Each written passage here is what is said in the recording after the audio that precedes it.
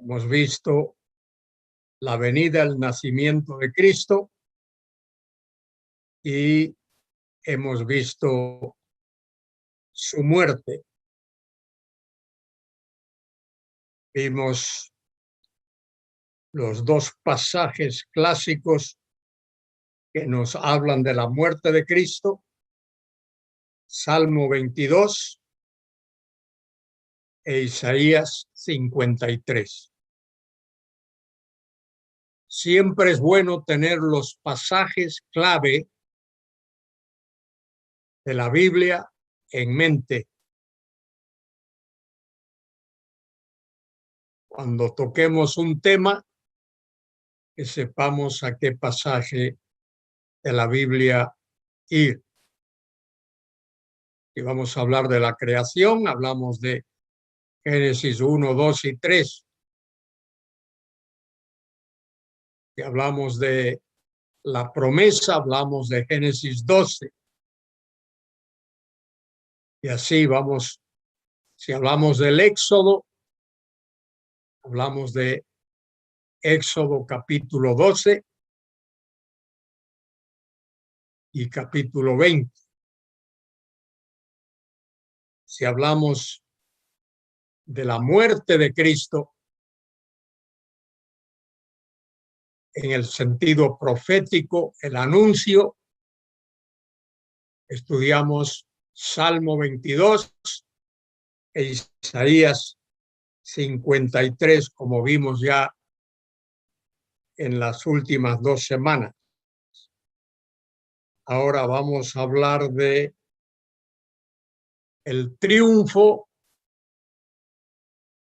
la victoria de Cristo en su resurrección gloriosa. Era necesario que él muriese. La muerte de Cristo era inevitable. Dios no nos hubiese salvado de otra manera. Eso es parte de su plan eterno. Dios elaboró, diseñó un plan en la eternidad y Dios está desarrollando ese plan en el tiempo.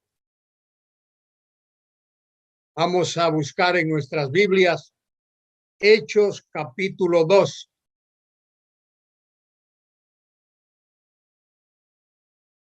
Hechos capítulo 2 registra el sermón que Pedro predicó el día de Pentecostés. Pentecostés era la fiesta que se celebraba 50 días después de la Pascua. Por eso se llama Pentecostés, 50 días después. Bien, en ese día Pedro predicó posiblemente el sermón más estupendo registrado en el Nuevo Testamento, aparte del Sermón del Monte. Sermón del Monte predicado por Cristo es el más grande de todos los sermones. Pero en Hechos capítulo 2, Pedro predica el sermón más fantástico que se registra en el Nuevo Testamento después de el Sermón del Monte. Así es que vamos a buscar allí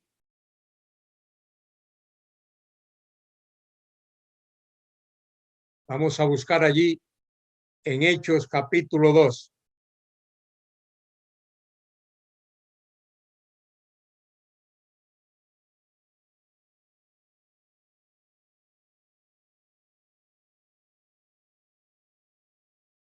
Muy bien. Un segundito.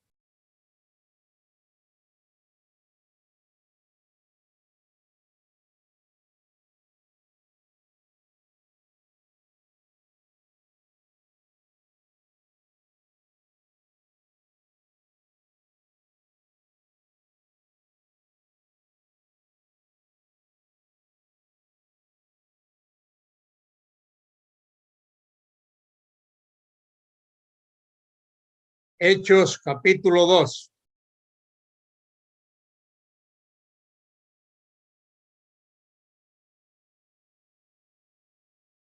Vamos a leer aquí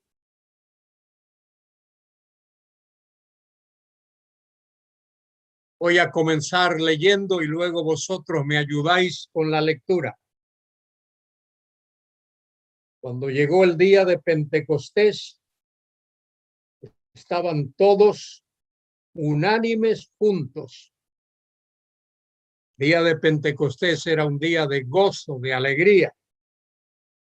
Unánimes juntos.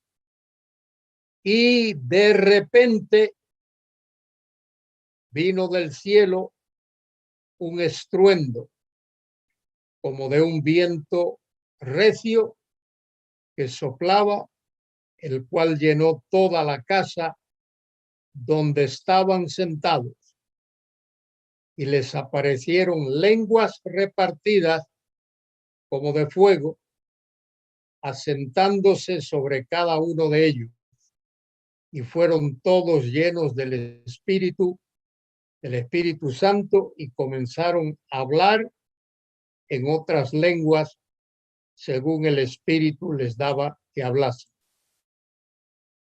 Bien, observen que hay tres cosas que ocurren ahí. ¿Cuáles son las tres cosas? El ruido de un viento fuerte, versículo 2. Lenguas de fuego repartidas, o lenguas repartidas como de fuego. Segunda cosa. Y tercera, que comenzaron a hablar en otras lenguas. Las tres cosas ocurren ese día, el día de Pentecostés. Ruido de un viento fuerte, lenguas de fuego repartidas y los apóstoles comenzaron a hablar en idiomas en los que no estaban acostumbrados a hablar.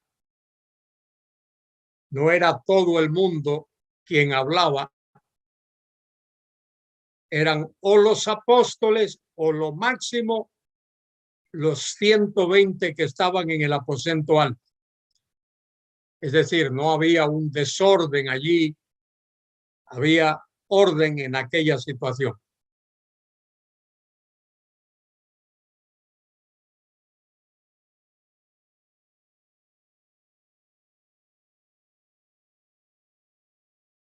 Muy bien.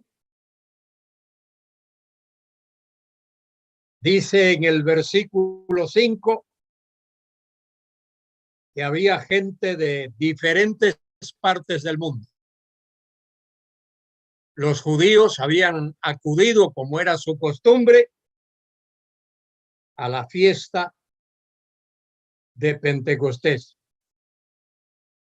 Y se asombran, dice el versículo 8 del capítulo 2, ¿cómo pues les oímos nosotros hablar cada uno en nuestra lengua en la que hemos nacido?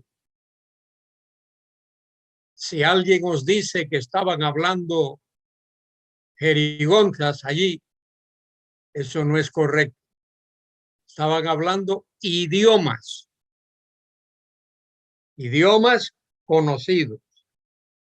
Y lo dice en el versículo 9. Partos, medos, elamitas, los que habitan en Mesopotamia, en Judea, en Capadocia, en Ponto, en Asia, en Frigia, Panfilia, Egipto, en las regiones del África, más allá de Cirene, y romanos aquí residentes, tanto judíos como prosélitos, cretenses y árabes. Les oímos hablar en nuestras lenguas las maravillas de Dios. Es decir, no estaban hablando tonterías, no estaban hablando jerigonzas, no estaban hablando palabras incoherentes, hablaban en idiomas existentes.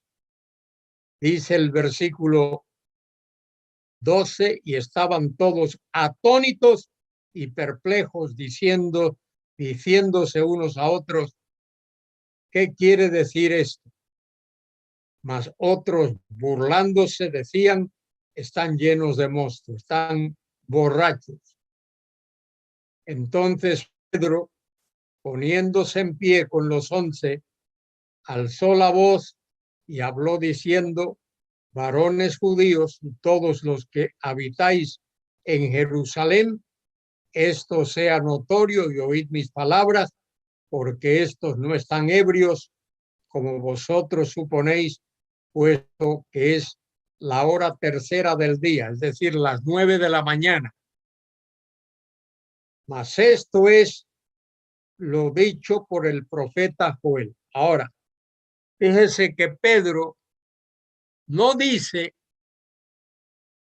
que la profecía de Joel se está cumpliendo allí, en aquel día.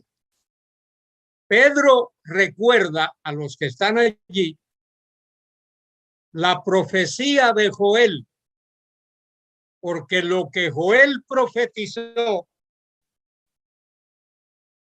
en Joel capítulo 2 es mucho, mucho más espectacular e imponente que lo que está ocurriendo aquel día en Jerusalén.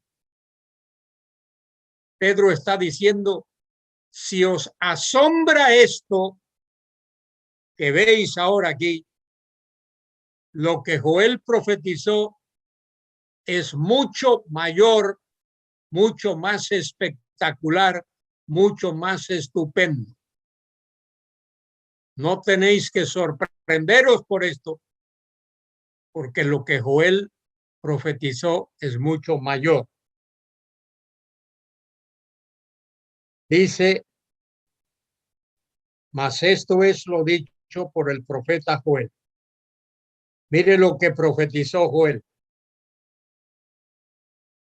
En los postreros días,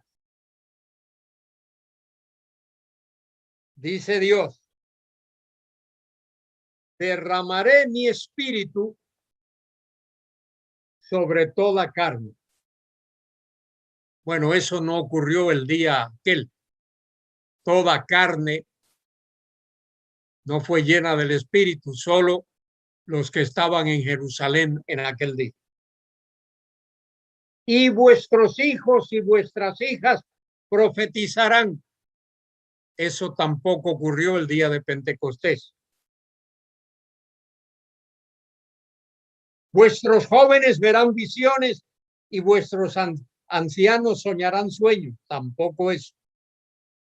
Y de cierto, sobre mis siervos y sobre mis siervas, en aquellos días derramaré mi espíritu y profetizarán, y observe, y daré prodigios arriba en el cielo y señales abajo en la tierra, sangre y fuego y vapor de humo. Eso no ocurrió el día de Pentecostés. Versículo 20. El sol se convertirá en tiniebla, tampoco sucedió, y la luna en sangre, antes que venga el día del Señor grande y manifiesto. En otras palabras, Pedro cita lo que dice el profeta Joel 2, para decirles a los que están allí asombrados, ¿por qué os asombráis de esto? ¿No habéis leído lo que dijo Joel, lo que escribió Joel? Lo que escribió Joel y ha de ocurrir en los postreros días será mucho mayor, mucho más espectacular, si me permites la expresión, mucho más sensacional que esto que estáis viendo aquí. Eso va a ocurrir justo antes de que se inaugure el milenio en la tierra. ¿Entendemos eso? ¿Alguien no entendió hasta ahí?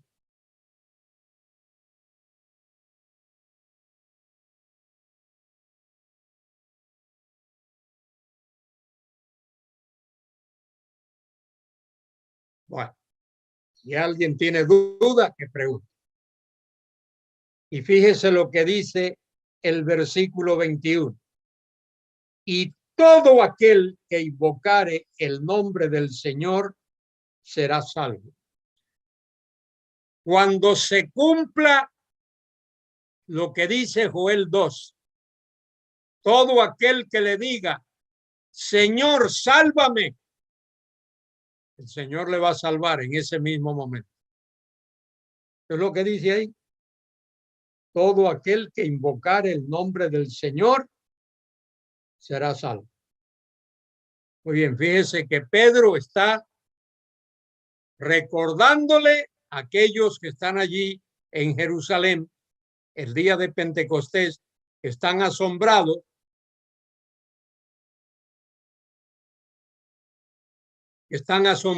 por lo que están viendo y oyendo. Pedro les recuerda el pasaje de Joel 2, porque lo que Joel dijo es mucho mayor, más espectacular, más tremendo que eso que está ocurriendo allí el día de Pentecostés, el día cuando Pedro habla a aquella gente.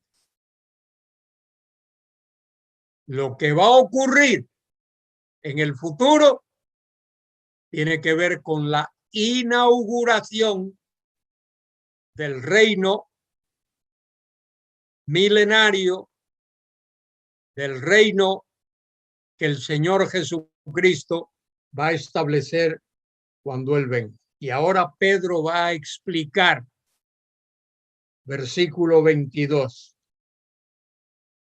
Varones israelitas, oíd estas palabras. Jesús Nazareno, varón aprobado por Dios entre vosotros, con las maravillas, prodigios y señales que Dios hizo entre vosotros por medio de él, como vosotros mismos sabéis. Ahora, póngale atención a los versículos 23 y 24. Esos dos versículos son muy importantes. Márcalos en tu Biblia. No los olvides. Dice, como vosotros mismos sabéis, final del 22. A este, refiriéndose a Jesús, entregado por el determinado consejo y anticipado conocimiento de Dios.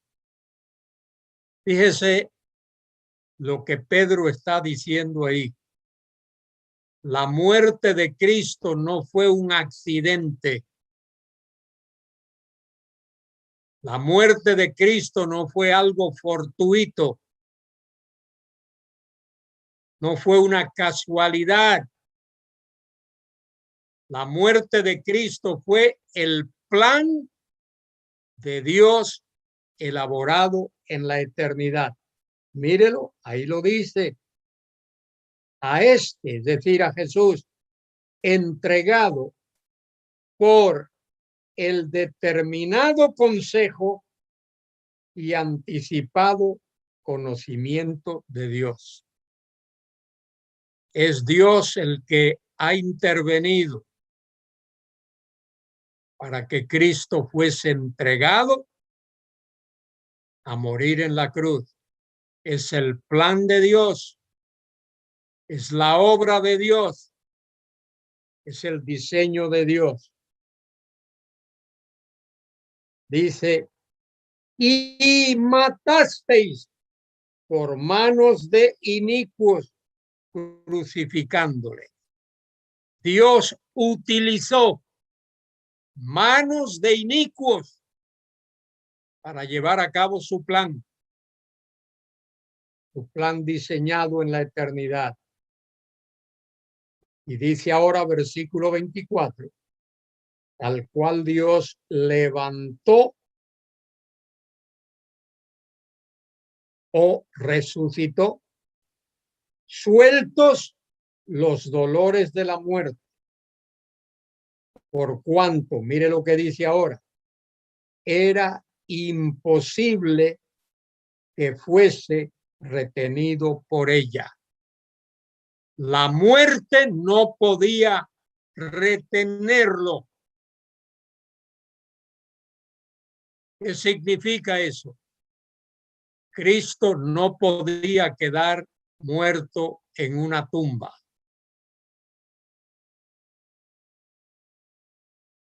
La resurrección de Cristo es el acontecimiento más importante en el diseño de Dios. No hay ningún otro acontecimiento, ningún otro suceso, ningún otro hecho más importante que la resurrección de Cristo. Fíjese lo que dice Romanos capítulo 5 y versículo 10. Romanos 5:10. ¿Alguien le gustaría leer ese versículo?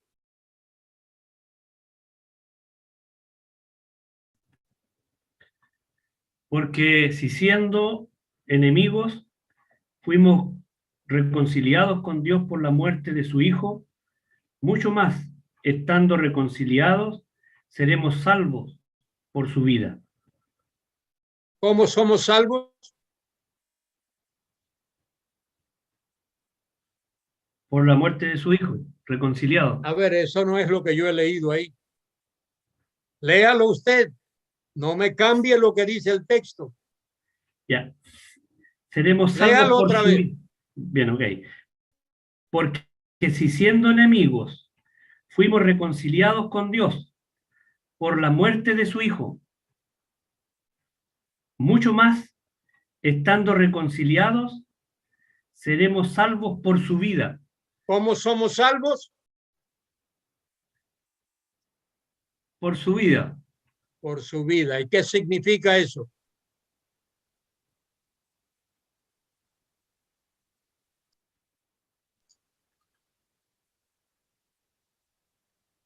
Bueno, que en realidad Él nos da la vida. Es de Él. Sí, pero ¿qué dice ahí? Habla de muerte y habla de qué.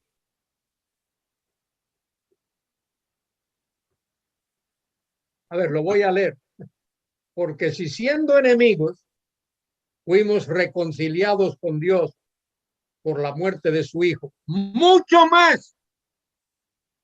Mire esa expresión, ese adverbio. Mucho más. Seremos, estando reconciliados, seremos salvos por su vida, por su resurrección. Hermano, si Cristo no resucitó de los muertos, usted y yo estamos perdidos. Si Cristo no resucitó, ni usted ni yo somos salvos.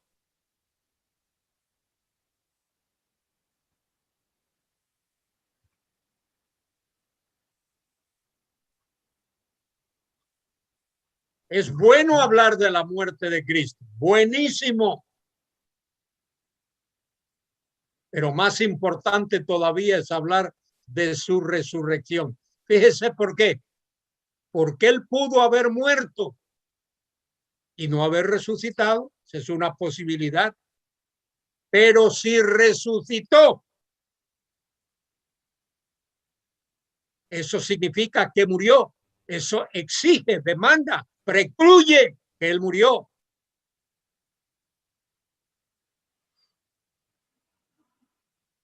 Yo escucho a los predicadores, me encanta oírlos, pero el 80% de lo que dicen desde el púlpito tiene que ver con la muerte de Cristo, muy poquito con su resurrección. Y solo usted tiene que leer un capítulo de la Biblia, 1 Corintios 15, para darse cuenta lo que Pablo dice. Si Cristo no resucitó de los muertos, estamos perdidos. No somos salvos. No tenemos esperanza.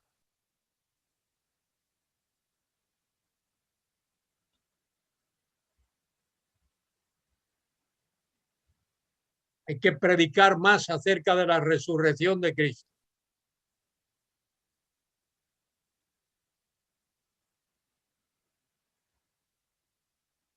Cuando prediquemos de la resurrección, seguro que vamos a hablar de su muerte también. Pero se puede hablar de la muerte y no de la resurrección. Eso ocurre muy a menudo. Se puede hablar de la muerte de Cristo y no hablar de su resurrección. Pero si habla de su resurrección, va a hablar de su muerte. Mire lo que Pedro está diciendo aquí. Versículo 24, al cual en Hechos 2, al cual Dios levantó, suelto los dolores de la muerte, por cuanto era imposible que fuese retenido por ella. La muerte no podía retenerlo.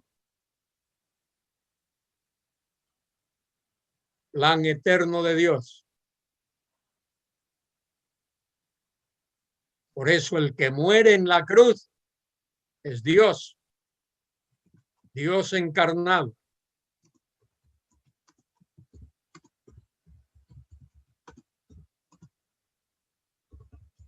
Raro eso, pero eso es lo que dice el texto bíblico. Bien. Sigo leyendo, versículo 25, Hechos 2. Es el argumento que Pedro usa aquí. De paso, ¿cómo es posible que Pedro, un pescador tosco, violento a veces, mal hablado,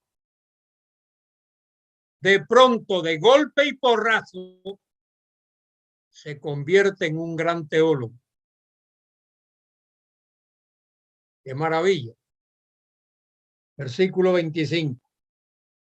Porque David dice de él: veía al Señor siempre delante de mí, porque está a mi diestra, no seré conmovido, lo cual mi corazón se alegró y se gozó mi lengua, y aún mi carne descansará en esperanza, porque no dejarás mi alma en el Hades, ni permitirás que tu santo vea corrupción.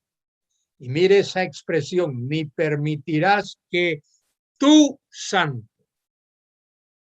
Ahí vemos que David no está hablando de él mismo, porque David sí vio corrupción. Tú puedes ir a Jerusalén hoy e ir a la tumba de David. Y allí están sus huesos.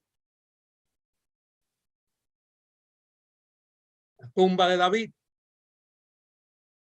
Pero nadie jamás ha podido encontrar los huesos de Cristo, ni los va a encontrar, porque él resucitó gloriosamente. Bien, mire lo que dice allí, versículo 27. No dejarás mi alma en el Hades, ni permitirás que tu santo, santo en el más absoluto sentido de la palabra, vea corrupción. Me hiciste conocer los caminos de la vida. Me llenarás de gozo con tu presencia. Y ahora Pedro va a explicar. Fíjese, versículo 29, la explicación que Pedro da. Varones hermanos, se os puede decir libremente del patriarca David que murió y fue sepultado. Todo el mundo sabe eso. Y su sepulcro está con nosotros hasta el día de hoy. Pero siendo profeta, mire, David era profeta, y sabiendo que con juramento Dios le había jurado que de su descendencia en cuanto a la carne levantaría al Cristo para que se sentase en tu trono, viéndolo antes, habló de la resurrección de Cristo, que su alma no fue dejada en el Hades, ni su carne vio corrupción. Tremendas palabras. El Señor Jesucristo murió y está la profecía. El Señor Jesucristo murió, pero victoriosamente resucitó de entre los muertos. Todo este capítulo 2 de Hechos habla de eso.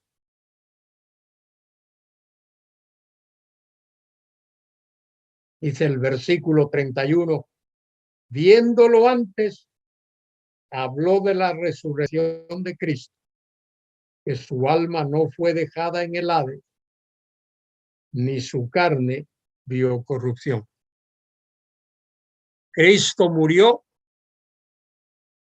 fue sepultado, al tercer día resucitó de entre los muertos. Su carne, su cuerpo no vio corrupción. Y estuvo 40 días con los discípulos, instruyéndole, repasándole otra vez las verdades que les había enseñado durante 3 años y medio, hasta que llegó el día, tal como lo describe Hechos capítulo 1, versículo 11, cuando ascendió a la gloria, a la diestra del Padre. Y allí está sentado a la diestra de la majestad en las alturas.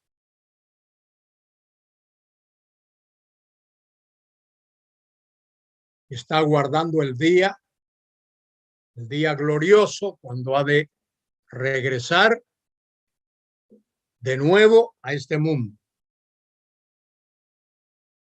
Dice Pedro, otra vez leo versículo 32, a este Jesús resucitó Dios, de lo cual todos nosotros somos testigos.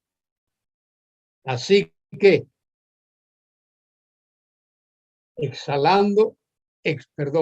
así que exaltado por la diestra de Dios y habiendo recibido del Padre la promesa del Espíritu Santo,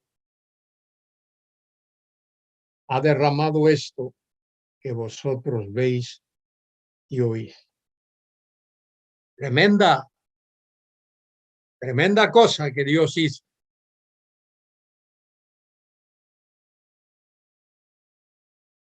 tal como lo vimos profetizado en Salmo 22 y en Isaías 53.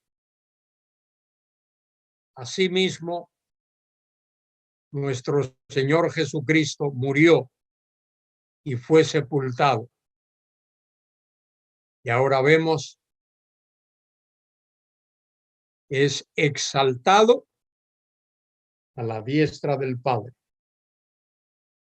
Versículo 33. Así que exaltado por la diestra de Dios y habiendo recibido del Padre la promesa, el Espíritu Santo ha derramado esto que vosotros veis y oís. Porque David no subió a los cielos, pero él mismo dice, dijo el Señor a mi Señor. Salmo 110:1. Dijo el Señor a mi Señor, siéntate a mi diestra hasta. Mire ese adverbio, conjunción, hasta que ponga a tus enemigos por estrado de tus pies. El Hijo está sentado a la diestra del Padre.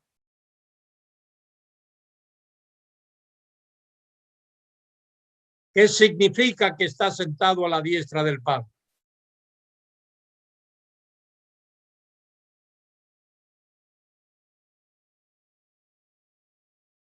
Bien, eso es una cosa que lo significa, seguro. Pero estar sentado a la diestra del Padre significa que está en el lugar de honor. La diestra es el lugar de honor. El hijo del rey se sienta a la diestra del rey. La reina se sienta a la diestra del rey en el lugar de honor. El rey ocupa el lugar más importante y el hijo está a la diestra del Padre, ocupando el lugar de honor. Una vez dice el versículo 34, porque David no subió a los cielos, pero él mismo dice, dijo el Señor a mi Señor.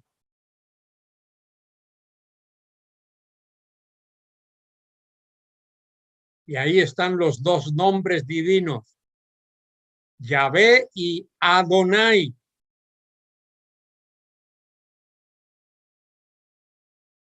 Dijo Yahvé a mi Adonai.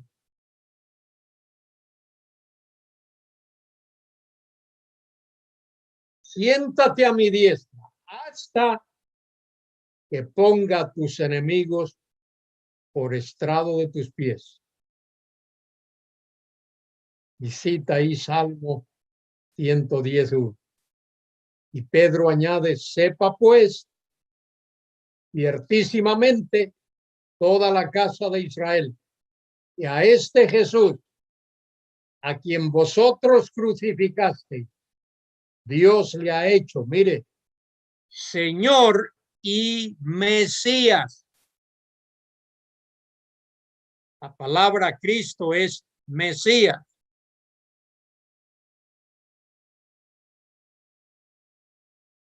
Le ha dado toda autoridad, tal como el Señor dice allí en Mateo capítulo 26 o 27, mejor, Mateo 27. Dice en Mateo, perdón, estoy dando la cita, Mateo 28.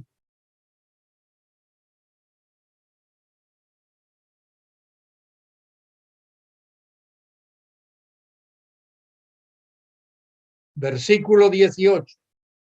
Jesús se acercó y les habló diciendo, toda potestad toda autoridad. La palabra potestad es autoridad.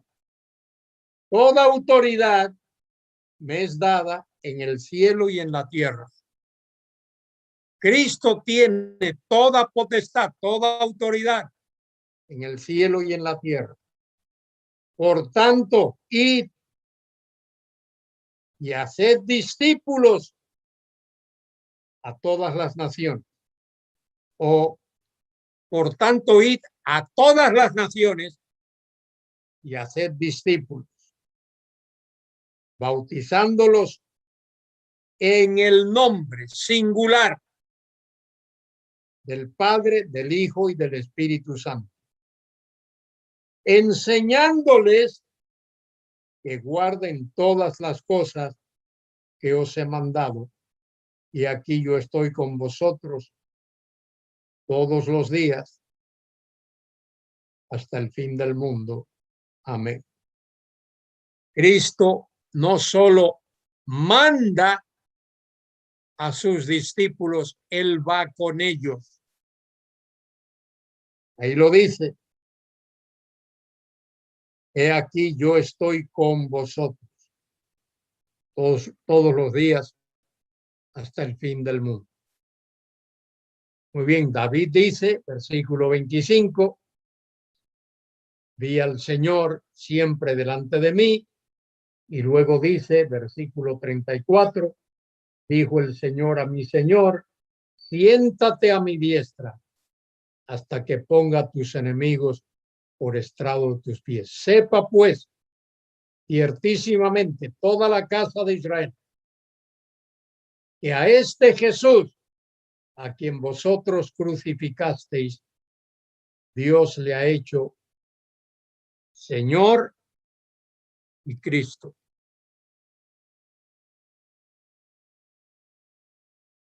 La nación de Israel hoy no reconoce eso. No reconocen que Jesucristo es el Señor, es el Mesías. Caifás rasgó sus vestiduras en Mateo capítulo 26. Fíjese lo que dice allí, Mateo 26, 62.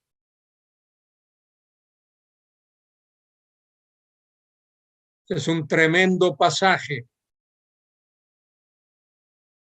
Y levantándose el sumo sacerdote, le dijo, ¿no respondes nada? ¿Qué testifican estos contra ti? Mas Jesús callaba. Entonces el sumo sacerdote le dijo, te conjuro. Esa expresión, te conjuro, es como decirle, levanta tu mano derecha. Te conjuro por el Dios viviente que nos digas si eres el Cristo, si eres tú el Cristo, el Hijo de Dios. Fíjese, eso equivale a confesar que Él es Dios. Alza tu mano derecha. Te conjuro por el Dios viviente que nos digas si tú eres el Cristo, el Hijo de Dios. El Cristo, el Hijo de Dios, equivale a ser Dios. Mire lo que sigue ahí. Jesús le dijo, tú lo has dicho. Y además de esto, desde ahora verás al Hijo del Hombre sentado a la diestra del poder de Dios y viniendo en las nubes del cielo. Y mire la reacción del sumo sacerdote. Entonces el sumo sacerdote rasgó sus vestiduras, diciendo, ha blasfemado. ¿Por qué? Porque si Cristo dice que Él es Dios y no lo es, eso es una blasfemia. Mire lo que dice ahí. Entonces el sumo sacerdote rasgó sus vestiduras diciendo, ha blasfemado. ¿Qué más necesidad tenemos de testigos? He aquí, ahora mismo habéis oído su ¿qué? Blasfemia. Porque lo que Cristo estaba diciendo ahí literalmente es, soy Dios. Eso es lo que está diciendo. Cuando le preguntan, ¿eres tú el Cristo, el Hijo de Dios? Y él dice, tú lo has dicho. Ser el Cristo, con artículo, el Cristo, el Hijo de Dios, con artículo, equivale a decir, soy Dios.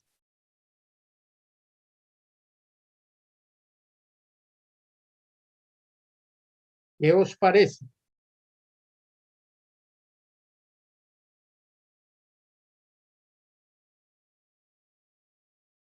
Respondiendo ellos, dijeron, es reo de muerte. Ha blasfemado. Por supuesto, él no había blasfemado. Él está afirmando ser lo que él es. Dios el Hijo. Dios encarnado.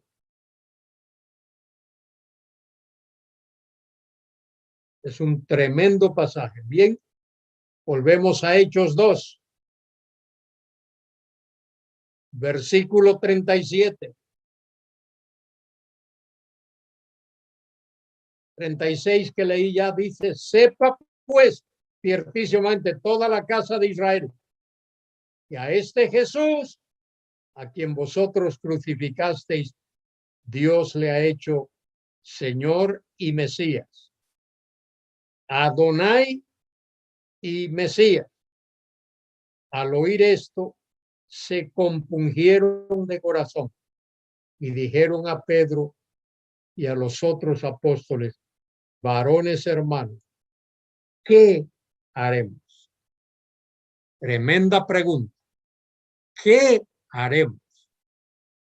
El Espíritu Santo había redarguido el corazón de aquellos hombres. Ahora ellos hacen esta tremenda pregunta. ¿Qué haremos? Mire lo que Pedro les dice, versículo 38. Pedro les dijo, arrepentíos y bautícese cada uno de vosotros en el nombre de Jesús para perdón de los pecados y recibiréis el don del Espíritu Santo. El arrepentirse es públicamente confesar que Cristo es el Mesías. Arrepentíos. Cambiar, la palabra arrepentirse es metanoia. Cambiar de mente. Cambiar de manera de pensar. Arrepentíos. Y bautícese cada uno de vosotros.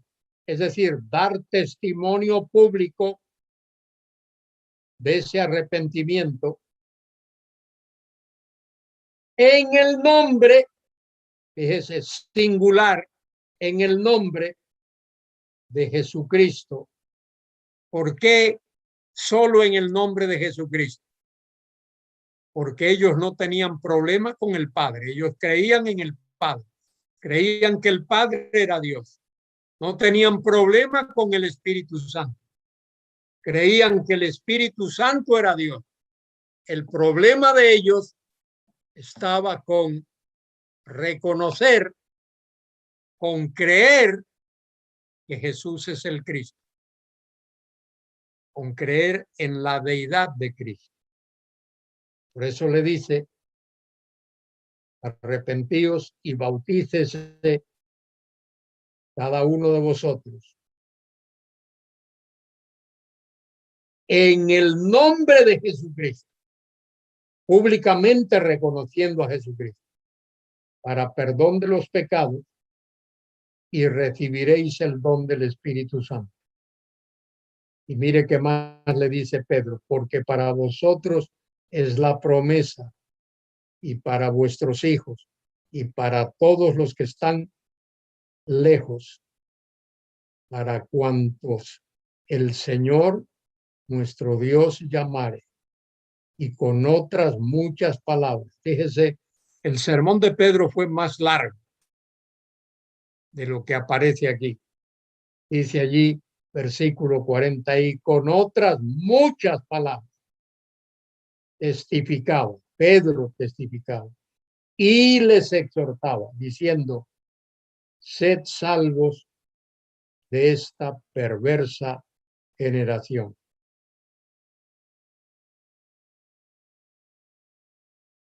No todos iban a creer, solo aquellos que el Espíritu Santo tocare, que el Espíritu Santo hablare, que el Espíritu Santo redarguyere. Arrepentíos y bautícese cada uno de vosotros, individualmente, no colectivamente, cada uno, en el nombre de Jesucristo, para perdón de los pecados, y recibiréis el don del Espíritu Santo. Porque para vosotros es la promesa, y para vuestros hijos, y para todos los que están lejos, para cuantos el Señor nuestro Dios llamare. Y con otras muchas palabras les exhortaba diciendo, sed salvos de esta perversa generación. Así que los que recibieron su palabra fueron bautizados y se añadieron aquel día como 3,000 personas. Parece una gran cantidad, pero a lo mejor no era, porque allí seguramente en Jerusalén habría 1,000,000 de personas en aquel momento. Y añade el versículo 42, y perseveraban en la doctrina de los apóstoles. Primero, en la comunión unos con otros. Segundo, en el partimiento del pan y en las oraciones. Tercero, y sobrevino temor a toda persona, y muchas maravillas y señales eran hechas, observe, no por cualquiera, no por todo el mundo. Versículo 43, sobrevino temor a todas personas y muchas maravillas y señales eran hechas por los apóstoles. No todos hacían señal, solo los apóstoles. Todos los que habían creído estaban juntos y tenían en común todas las cosas y vendían sus propiedades y sus bienes y los repartían a todos según la necesidad de cada uno, y perseverando unánimes cada día en el templo, partiendo el pan en las casas, comían juntos con alegría y sencillez de corazón, alabando a Dios y teniendo favor con todo el pueblo, y el Señor añadía cada día a la iglesia los que habían de ser salvos. Era el Señor quien añadía, no los hombres. Muy bien, ¿alguna pregunta? La primera pregunta dice si que no le quedó muy claro y si le puede explicar de nuevo el versículo 38 de Hechos 2, por favor. Para perdón de pecados hace la referencia. Muy bien.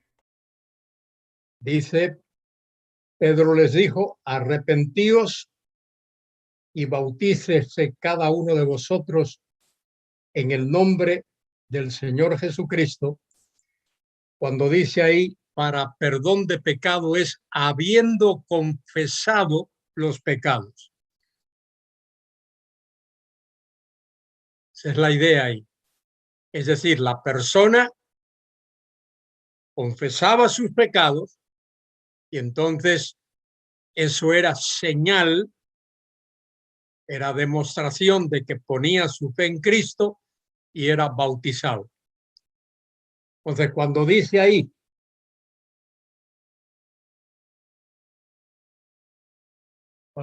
bautícese cada uno de vosotros en el nombre de Jesucristo para perdón de pecados, es habiendo confesado los pecados.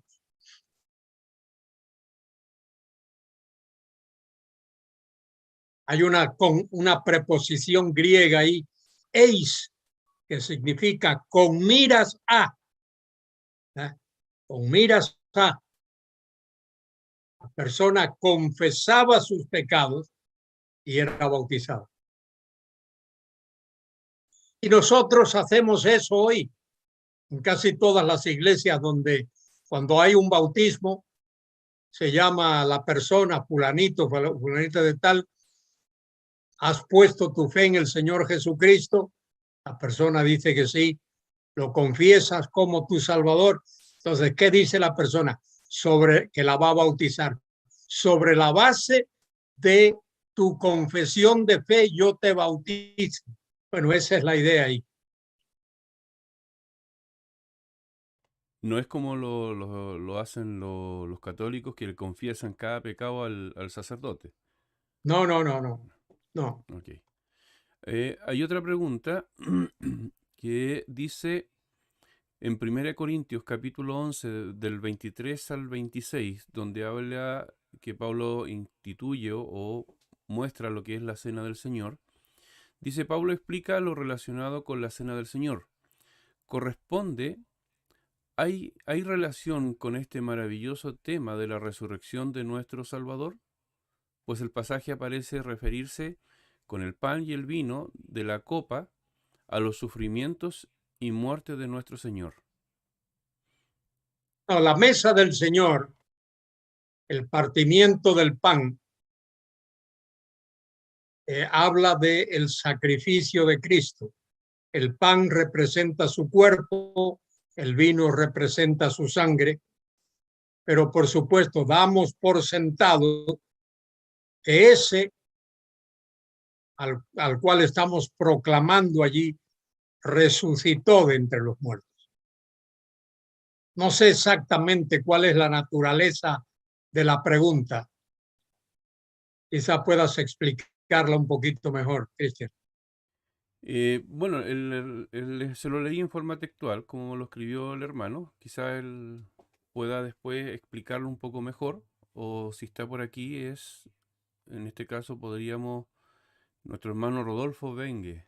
Hermano Rodolfo, no sé si usted puede habilitar su micrófono y hacer mejor la pregunta o explicarla. Sí, hermano Elvis, porque generalmente escucharlo sobre el tema de la resurrección de Cristo y lo que dice también en el versículo 10 del capítulo 5 de Romanos, usted expresaba algo que nos pone a todos eufóricos de gozo, ¿no es cierto? Pensar que es tan importante lo que hemos creído de Cristo, no solamente que murió, sino que resucitó. Y muchas veces en la reunión de la cena, lo principal es enfocar nuestra atención, ya sea por los himnos que cantamos o por las oraciones que hacemos de los hermanos, ¿no es cierto? Que muchas veces se descuida un poco el tema de la resurrección, y que yo me acuerde, no sé si se acuerdan de ese himno que cantamos muchas veces, Cristo ha resucitado, aleluya. Sí. Y no sé si hay dos o tres himnos más en nuestro cancionero aquí en la Argentina. ¿no debería hacerse un poquito más de énfasis en este aspecto tan fundamental de la resurrección de Cristo? Plenamente de acuerdo, hermano. La resurrección es el acontecimiento más importante. Esa es su demostración de que Él era quien dijo que era. Dios Todopoderoso. De manera que no puedo estar más de acuerdo con usted de lo que estoy. Y le agradezco esa observación que hace. Ciertamente, Muchas gracias. ciertamente, hermano, lo que dice el hermano Rodolfo es cierto. O sea, siempre enfatizamos mucho en la muerte y en los sufrimientos y hablamos poco de su resurrección. Hay otra pregunta, Así es. ya, creo que es también en el versículo 28, a ver si no me equivoco, que habla, dice arrepiéntanse y bautícense.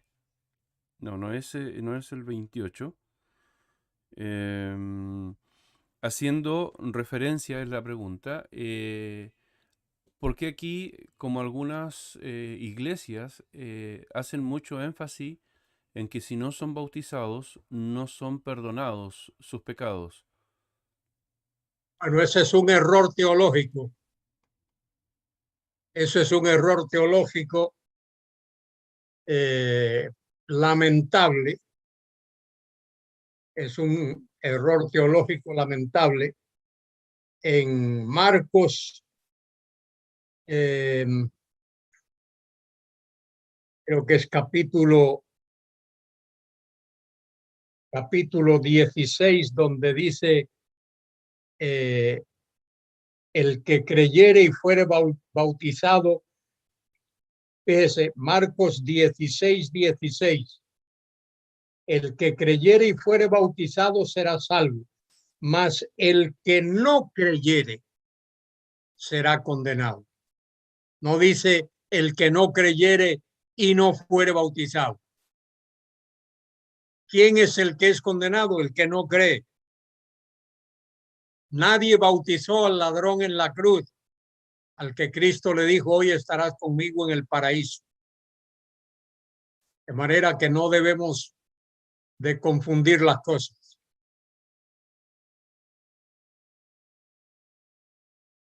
Creo que la última, sobre aquellos que también niegan la persona del Espíritu Santo y del Padre y solamente reconocen a la persona del Señor Jesucristo. Eso es tan hereje como decir que el Señor Jesucristo no es Dios, ¿cierto?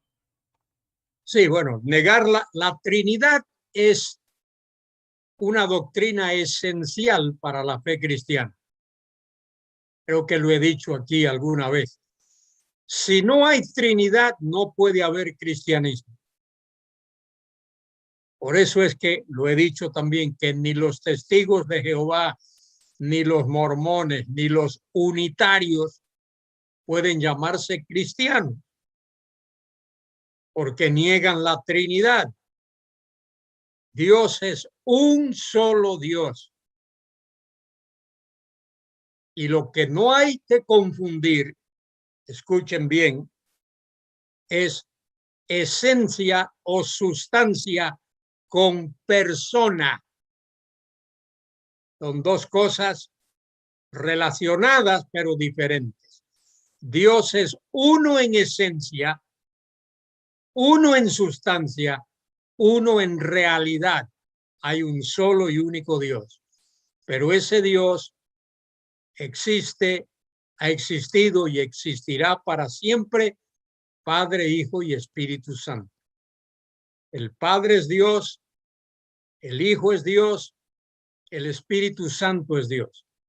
Son tres personas, pero una sola esencia, una sola sustancia, una sola realidad.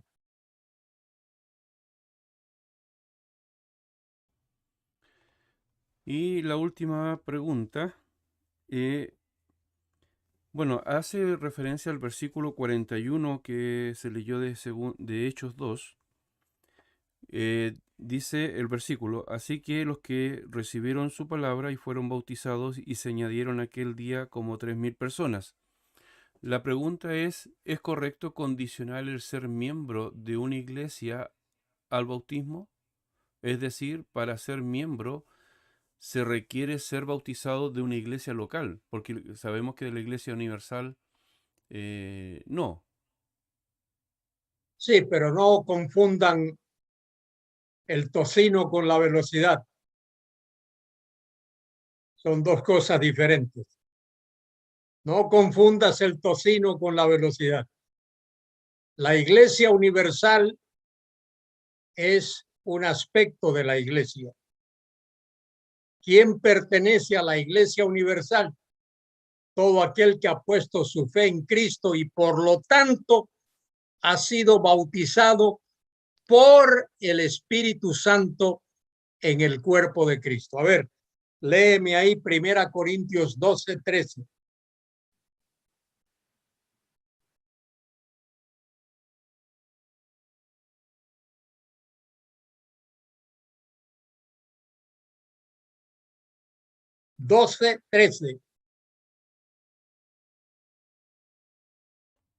Dice, porque por un solo espíritu fuimos todos bautizados en un cuerpo, sean judíos o griegos, sean esclavos o libres, y a todos se nos dio a beber de un mismo espíritu.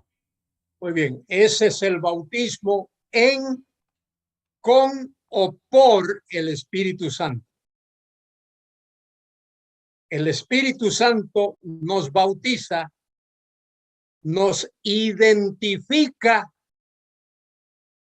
nos añade al cuerpo de Cristo, nos une con el cuerpo de Cristo. Somos unidos con el cuerpo de Cristo por medio del bautismo con el Espíritu Santo, en el Espíritu Santo o por el Espíritu Santo. ¿Sabe por qué? Porque así lo estableció Dios.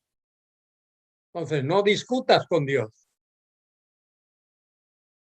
Dios estableció que para que una persona sea miembro del cuerpo de Cristo, de esa iglesia universal a la que pertenecen todos los creyentes, esa persona es bautizada con, por o en el Espíritu Santo. Y el Nuevo Testamento enseña que para que alguien sea unido a una iglesia local, sea bautizado en agua. El bautismo en agua nos identifica, nos une con una iglesia local. Y somos miembros de esa iglesia local.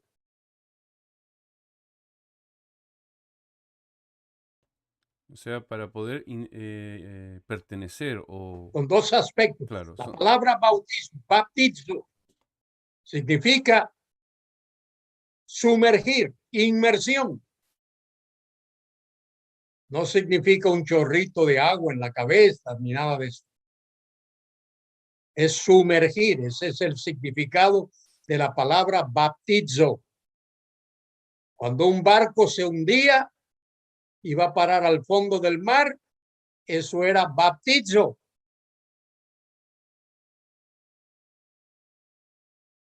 Cuando alguien perdía algo y iba a parar al fondo del mar, eso era baptizo. Significa sumergir. Entonces somos unidos con el cuerpo de Cristo por medio del bautismo. El Espíritu Santo nos une, nos bautiza, nos identifica con el cuerpo de Cristo. Ahora, fíjese, una cosa es el significado de la palabra baptizo, es sumergir. La aplicación teológica es identificar. Somos identificados con Cristo. Por eso 1 Corintios 12:13 dice, porque por un espíritu fuimos todos bautizados en un cuerpo, sea judío o gentil, sea esclavo o libre, y a todos se nos dio a beber de un mismo espíritu. Es el bautismo de, con o por el Espíritu Santo. Esas son las preguntas. No tenemos más preguntas por el momento. Muy bien. Don, quiero hacerle una consulta a don Luis en relación con la muerte del Señor Jesús. Ahí en Hechos 2:26 dice, por lo cual mi corazón se alegró y se gozó mi lengua, y aún mi carne descansará en esperanza. Esa última frase, aparte de significar que él tenía la firme esperanza que iba a resucitar, ¿tiene alguna otra implicación? Yo creo que es eso. En esperanza es esperanza de la resurrección. Porque no se dan más, aportan más datos en lo que ocurrió cuando él estuvo sepultado. Exacto. Correcto. Exacto. Más vale, No hay más. Más vale no hacer ningún comentario acerca de eso. No hace falta. Pues, es que he escuchado cosas y el escuchar eso me dejó inquieto y quería aclararlo bien. Sí, sí. Ok, muchas gracias. Tenemos que guardar silencio donde la Biblia guarda silencio. Correcto. Gracias, hermano. Muy bien, vamos ahora al otro aspecto. Hemos visto el aspecto de la muerte de Cristo, Salmo 22, Isaías 53. Hemos visto el tema del triunfo del Señor sobre la muerte. Hemos visto eso en Hechos capítulo 2. Él resucitó gloriosamente de entre los muertos. Y ahora la Escritura nos enseña también que un día Él viene a reinar con poder, con gloria, con majestad, con triunfo. Y vamos a ir al Salmo 2 primero.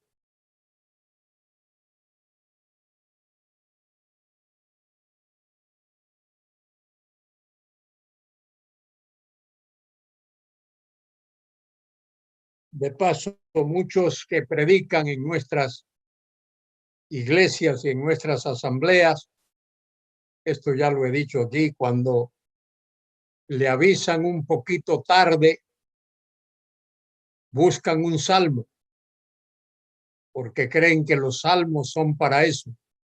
Cuando no tuviste tiempo de preparar el sermón, pues el salmo te saca del apuro. Y eso está muy lejos de la verdad. No hay sección de la Biblia que acumule más teología que los salmos.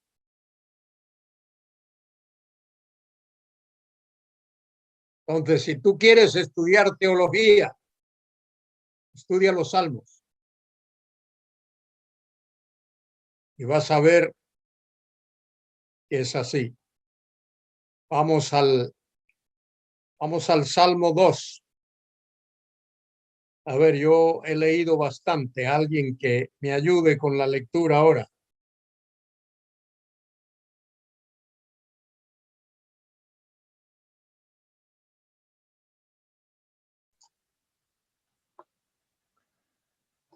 Salmo 2, desde el versículo 1 en adelante. Exacto, hasta el final. Correcto. ¿Por qué se amotinan las gentes y los pueblos piensan cosas vanas? Se levantarán los reyes de la tierra y príncipes consultarán unidos contra Jehová y contra su ungido, diciendo, rompamos sus ligaduras y echemos de nosotros sus cuerdas. El que mora en los cielos se reirá, el Señor se burlará de ellos. Luego hablará a ellos en su furor y los turbará con su ira. Pero yo he puesto mi rey sobre Sión, mi santo monte.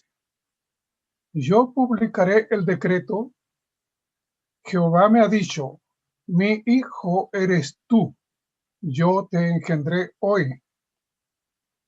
Pídeme y te daré por herencia las naciones, y como posesión tuya los confines de la tierra. Los quebrantarás con vara de hierro, como vasija de alfarero los desmenuzarás. Ahora pues, oh reyes, sed prudentes, admitid amonestación, jueces de la tierra, servid a Jehová con temor, y alegraos con temblor, honrad al Hijo, para que no se enoje y perezcáis en el camino, pues se inflama de pronto su ira. Bienaventurados todos los que en él confían. Muy bien, este es un tremendo salmo, sido clasificado como un salmo mesiánico. El salmista comienza con una pregunta: ¿por qué se amotinan las gentes y los pueblos piensan cosas vanas? Ahí hay un narrador. El narrador hace esa pregunta.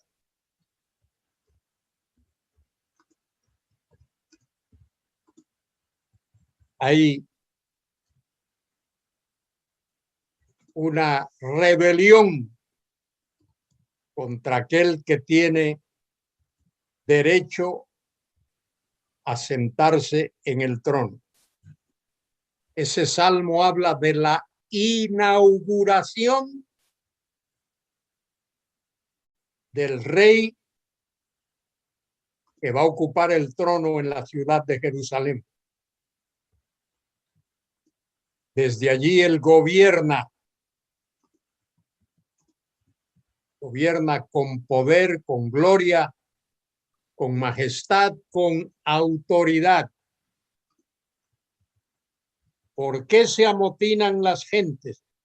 Las gentes ahí, esta palabrita, hay que traducirla gentiles. Los gentiles. ¿Por qué se amotinan los gentiles, los goyim? Y los pueblos piensan cosas vanas.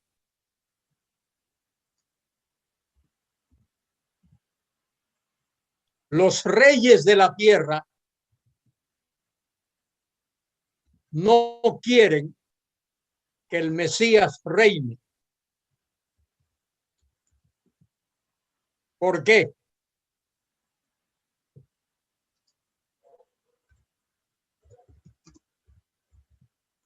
¿Por qué no quieren los reyes de la tierra que el Mesías reine?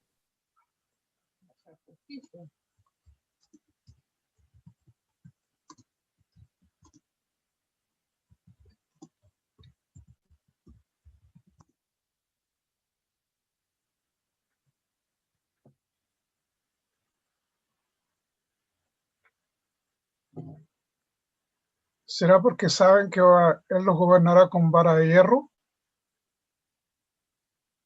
Bueno, esa es una buena respuesta. ¿Alguien más?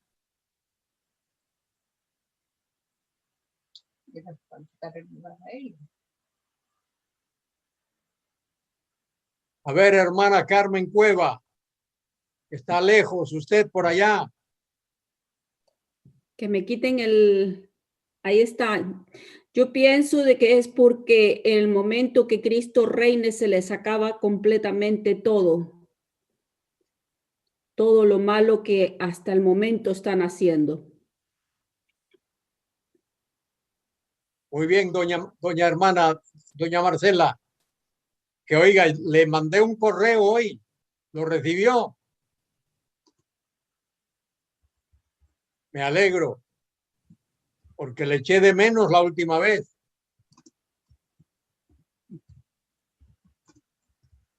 Yo estuve ahí presente. El Bueno, sábado pasado estuve, gracias. ¿cómo no? La hermana Marcela ha dicho la respuesta correcta. ¿Por qué se amotinan los gentiles? ¿Por qué se amotinarán los reyes de la tierra?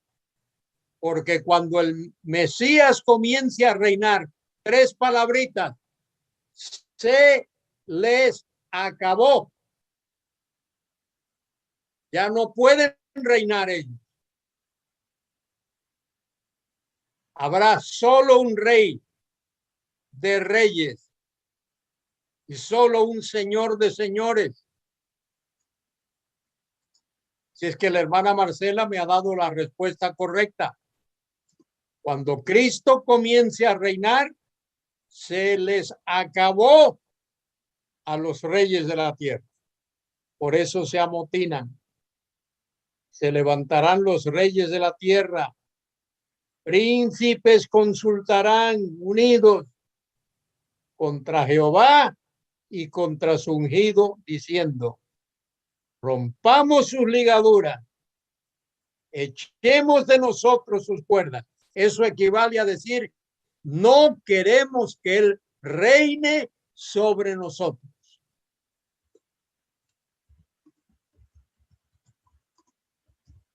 Pero él va a reinar sobre nosotros. Dice el versículo 4, 5 y 6. El que mora en los cielos se reirá. El Señor se burlará de ellos. Luego hablará a ellos en su furor y los turbará con su ira. Y esto es lo que les va a decir: yo he puesto mi rey sobre Sión, mi santo monte. ¿De qué estáis hablando?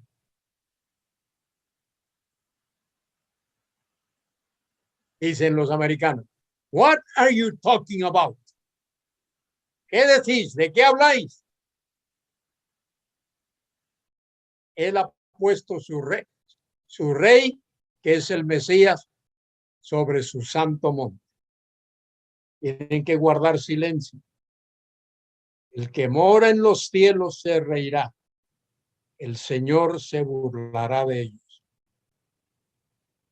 Añade el versículo 7. Yo publicaré el decreto. El decreto es la palabra de Dios, lo que él ha determinado. Yo publicaré el decreto. Jehová me ha dicho: mi hijo eres tú. Yo te engendré hoy.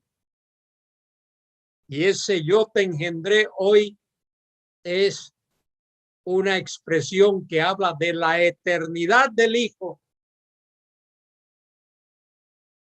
Él ha existido en comunión con el Padre desde siempre. El Padre es Padre eterno porque el Hijo es Hijo eterno.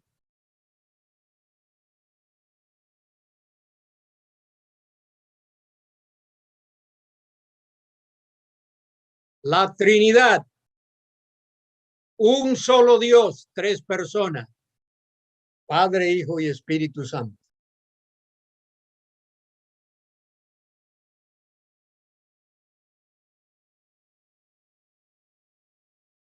Esto lo vemos también allí en Hebreos 1:5.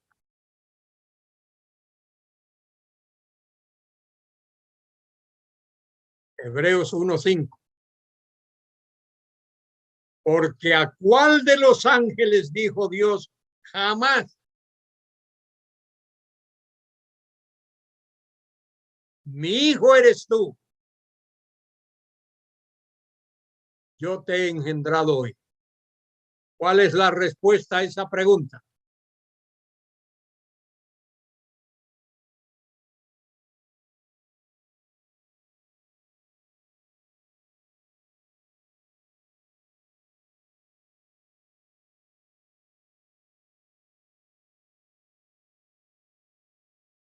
Bueno, la pregunta es, ¿a cuál de los ángeles dijo Dios jamás, mi hijo eres tú, yo te engendré hoy o te he engendrado hoy? A ninguno. Dios no dijo eso jamás a ningún ángel.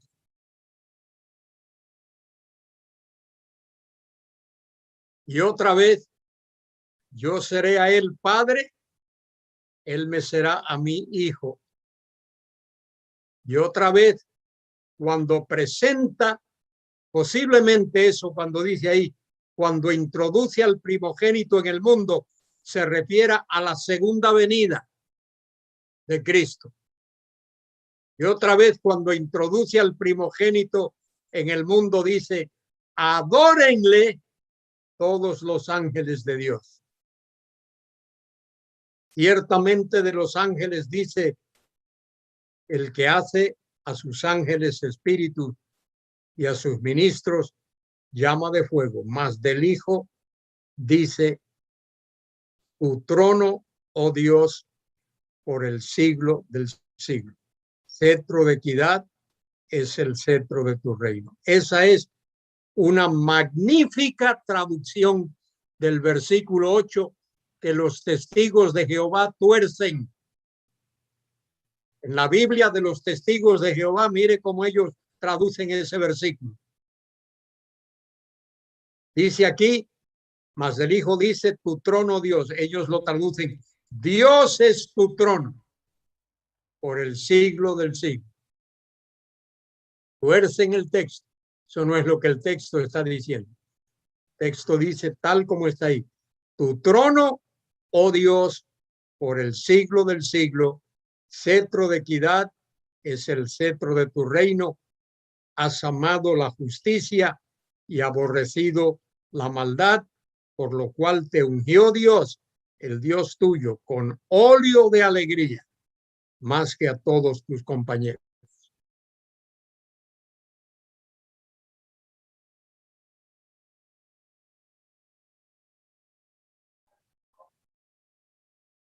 Bien. El Salmo 2, otra vez. Yo publicaré el decreto, Jehová me ha dicho, mi hijo eres tú, yo te engendré hoy. Eso habla de la existencia eterna del Hijo. Pídeme y yo te daré por herencia las naciones y como posesión tuya los confines de la tierra. El Hijo, nuestro Señor Jesucristo, ha de reinar por los siglos de los siglos, eternamente y para siempre, sobre todo el universo.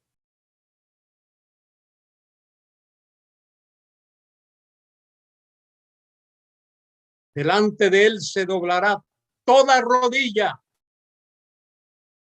de los que están en los cielos y en la tierra y debajo de la tierra. Pídeme y yo te daré por herencia las naciones y como posesión tuya los confines de la tierra. Los quebrantarás como con vara de hierro. Qué bueno que la vara de hierro está en las manos del Mesías y no en otras manos. Como vasija de alfarero los desmenuzarás. Ahora pues, oh reyes, sed prudentes. Admitid amonestación, jueces de la tierra. Fíjese qué versículo es el versículo 11. Servid a Jehová con temor. Eso significa adorar, hacer reverencia.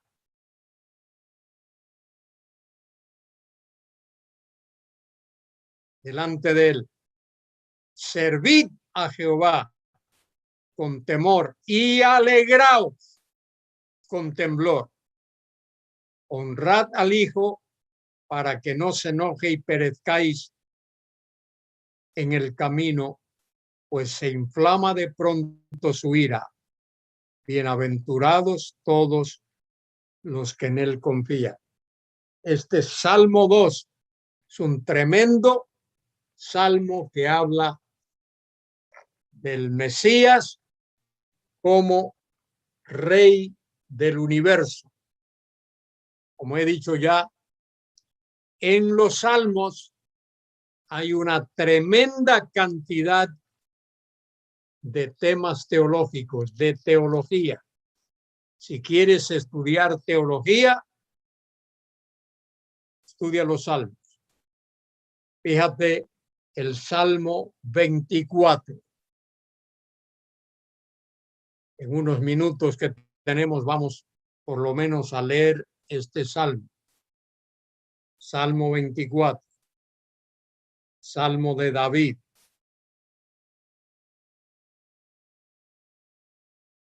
De Jehová es la tierra y su plenitud, el mundo y los que en él habitan. Fíjese lo que he dicho también en algunas ocasiones, cómo comienza la Biblia. En el principio creó Dios los cielos y la tierra. No dice los cielos y la tierra y Marte y Júpiter y Saturno y Neptuno y Urano. No nos dice los cielos y la tierra. ¿Por qué? Porque Dios tiene un propósito muy particular con la tierra.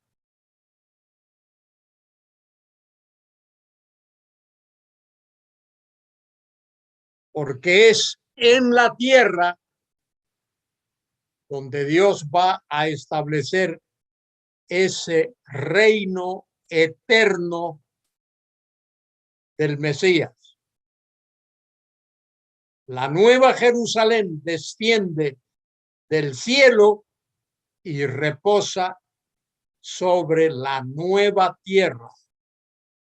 Dios va a crear una nueva tierra porque esta tierra ha sido ensuciada, contaminada por el pecado. Versículo 2 dice, Salmo 24:2, porque él la fundó sobre los mares y la firmó sobre los ríos. Y añade, ¿quién subirá al monte de Jehová? ¿Y quién estará en su lugar santo? Respuesta, el limpio de manos y puro de corazón, el que no ha elevado su alma a cosas vanas ni jurado con engaño. Esta tierra que ha sido contaminada por el pecado a ser restaurada. Dios va a crear una nueva tierra y en esa nueva tierra no va a morar el pecado. No habrá pecado.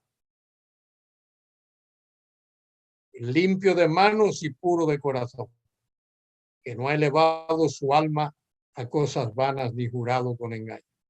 Él recibirá bendición de Jehová y justicia del Dios de salvación. Tal es la generación de los que le buscan, de los que buscan tu rostro, oh Dios de Jacob. Fíjese que ahí hay una palabrita, Selah. Selah significa pausa y medita.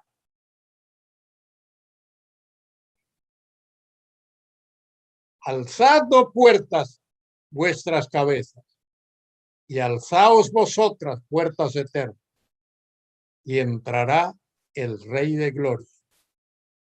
¿Quién es este Rey de Gloria? Jehová el fuerte y valiente, Jehová el poderoso en batalla. Ese es nuestro Señor Jesucristo, que ha de derrotar a todos los enemigos de Dios. Alzad puertas vuestras cabezas, alzaos vosotras puertas eternas, y entrará el Rey de Gloria. Ese es Jehová de los ejércitos. ¿Quién es el Rey de Gloria? Jehová de los ejércitos. Él es el Rey de la Gloria. Selah.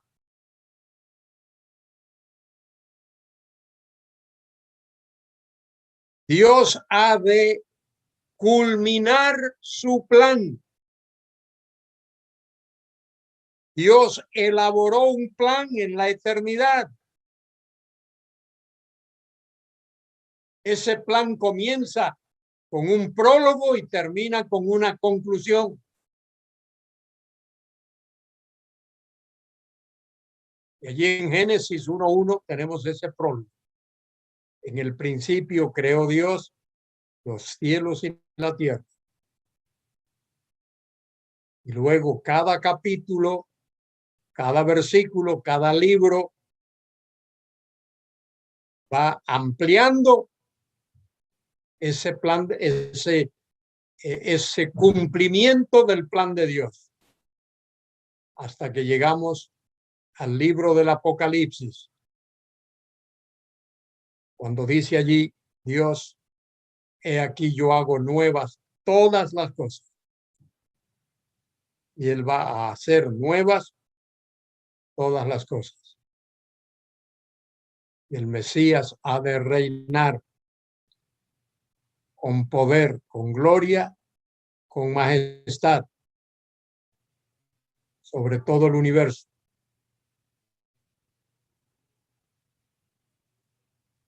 Todo va a estar bajo su autoridad. Cielos y tierra, incluso los que estén en las llamas del infierno. Incluye al diablo y sus ángeles. El diablo, el anticristo, el falso profeta, todos sus seguidores van a estar allí. El Rey de Reyes y Señor de Señores. Muy bien, ¿alguna pregunta?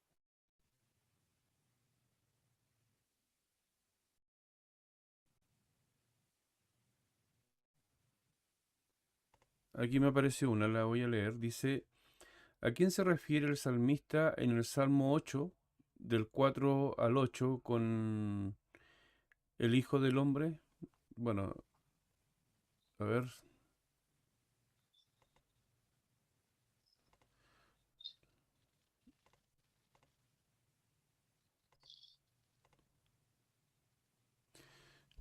Dice el Salmo 8, ¿se lo leo, hermano? Sí.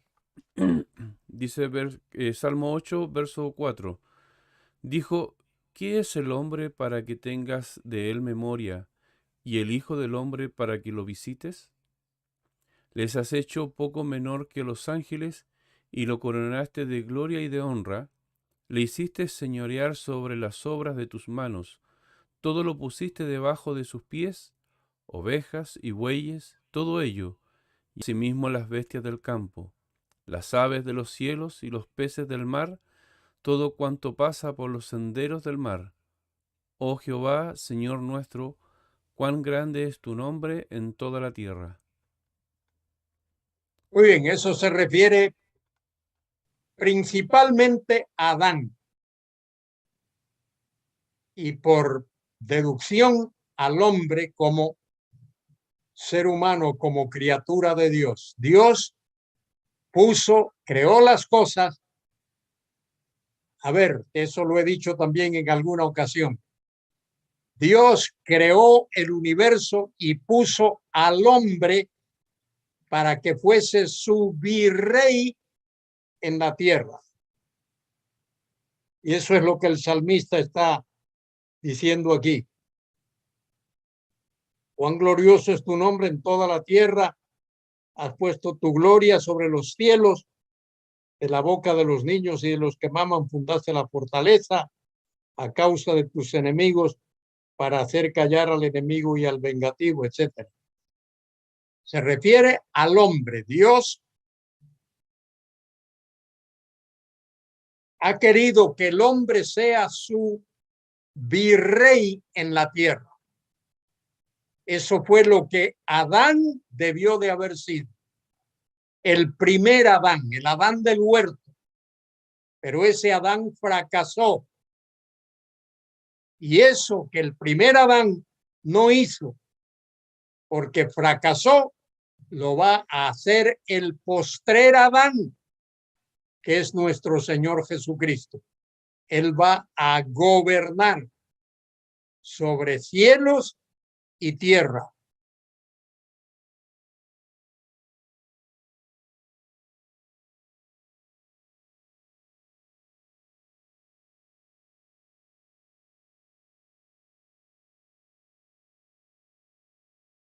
¿Alguna otra? Hermano. Me parece que aquí hay una que dice si este Salmo 24 que hemos estado leyendo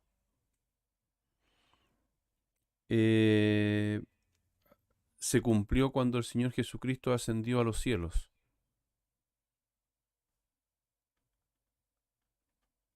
Puede ser que sea un salmo que tenga que ver con la exaltación del Mesías.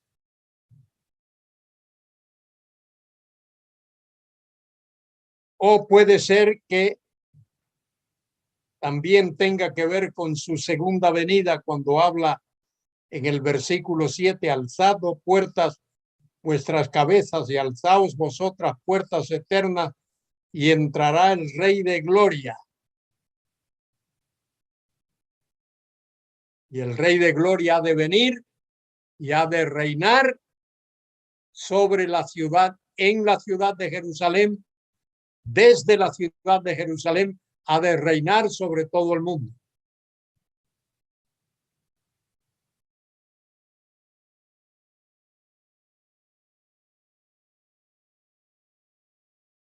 Bien, hermanos, no tenemos más preguntas. Vamos a dejar hasta acá el estudio. No sé si usted tiene algo más que añadir. No. Bien, vamos a pedirle a nuestro hermano Roberto Castro si nos puede encomendar en oración, hermano Roberto.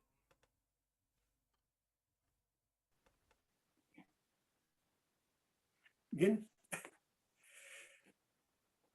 Dios y Padre eterno, damos las gracias en el nombre de nuestro Salvador, el Señor Jesús, por habernos concedido este nuevo día de vida, por habernos dado en esta mañana este privilegio y esta misericordia suya, nuestro Padre, de escuchar de su palabra, esta enseñanza que ha venido entregando nuestro hermano Luis desde bastante tiempo atrás, y de la cual nuestro Padre te damos gracias, porque tú le has dado mucho entendimiento respecto a la Escritura. Él en forma sencilla ha entregado esta enseñanza para que podamos captar el sentido de ella, pero también, como se ha expresado anteriormente, no solamente, Padre, queremos llenarnos de conocimiento, sino que esto se lleve a la práctica. Que no seamos como expresó aquel siervo suyo, Santiago, porque es como mirarnos en el espejo, considerarnos y después nos olvidamos de las cosas tuyas. Rogamos a nuestro Padre que tú nos ayudes a tanto atesorarla en nuestras vidas, en nuestros corazones, como también manifestarla para nuestros semejantes, si es posible. Queremos agradecerle a nuestro Padre por esta misericordia suya, por esta bondad de esta mañana, de este día que nos ha dado. Rogamos, Señor, el bien para nuestro hermano Luis, para que usted pueda abrir aquella puerta que necesita él para poder llegar hasta aquel lugar de Buenos Aires para lo que él tiene que realizar en su persona. Rogamos, Padre, el cuidado para su pueblo, para este día, y que usted bendiga su palabra en todo lugar donde ha de ser presentada o enseñada. Le damos las gracias a nuestro Padre por todas sus bondades y misericordias y expresamos nuestra gratitud en el nombre del Señor Jesús. Amén.